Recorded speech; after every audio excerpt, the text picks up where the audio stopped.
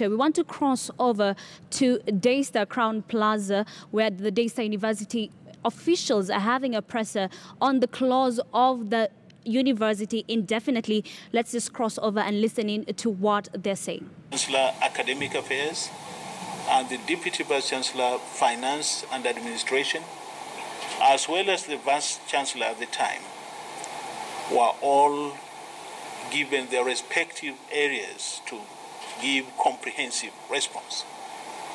And that happened at the council which sat, I think, on the 18th of December 2017. The council, in its own wisdom, then, having received the memorandum from students and an annexure of the sort from staff, then made a decision that the best way to go with the process would be if the university appointed a forensic audit firm to look into the matters. You can see that at that stage, at that point, the university was taking lead in wanting to understand what it was that was going on at the university. So the university led the way in identifying the correct, or rather an appropriate forensic audit firm who would look at the issues deeply and come up with a report. The council at that sitting then did a few things. One of the things it did was to ask Professor Kombo, now speaking to you as the acting Vice Chancellor. That meeting also asked Professor Timothy Wachira to take sabbatical leave. That same council asked the Senate to come up with a calendar, a reviewed calendar of events that would be able to take the university forward. That same council at that sitting asked that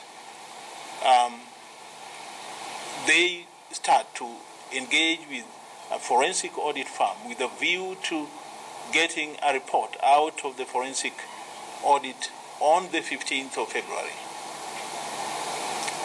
That is the nature, that is the genesis of the so-called report, which you might have heard about for a long time now. So, the university, through its council, having set the agenda that a report will be released on the 15th of February, then started work. And as part of doing that work was to identify and recruit a firm that would do that. And one source was identified, and one source then started its work, did its work, and it submitted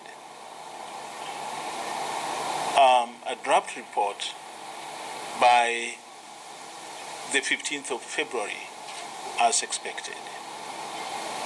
We then, immediately after that had happened, then the council began to work on the process of how this will be received, or rather, accessed by the rest of those who would need to have access to it. Remember that the report is a forensic audit report. It's not just a normal report in the sense in which we hear reports.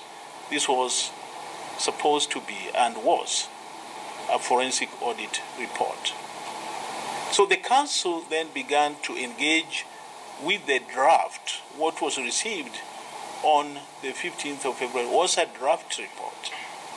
So then they started to get engaged with the draft report through the executive committee of the council. Executive committee of the council is in the charter as a committee of the council which transacts business on behalf of council. Those matters that arise in between the council meetings. Council only meets twice in a year. But there's need for more interaction with the different issues that touches council. And CEC does that. So CEC then started to engage with this, and then that did a quite a commendable job, just ensuring that the issues that they raised and so forth are taken into consideration in the report. One source then, about a week and a half ago, released what was then the final report. The first report, which occupied most of us with discussions and things like that, was a draft report. The final report, which came along about a week and a half ago, was now the final report. We went into discussions with the council on how do we progress this.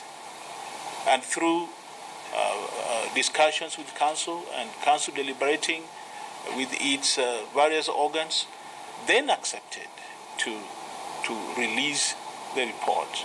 But of course, as you're aware, the report, again, is a forensic audit report. About, was it the 8th? Yeah. On the 8th, which is about 3-4 days ago, the university, the council released the report to the university by way of giving it to the Vice Chancellor. So the Vice Chancellor announced immediately to the university community that we now have the report. Remember, this report was commissioned by council and therefore council's report.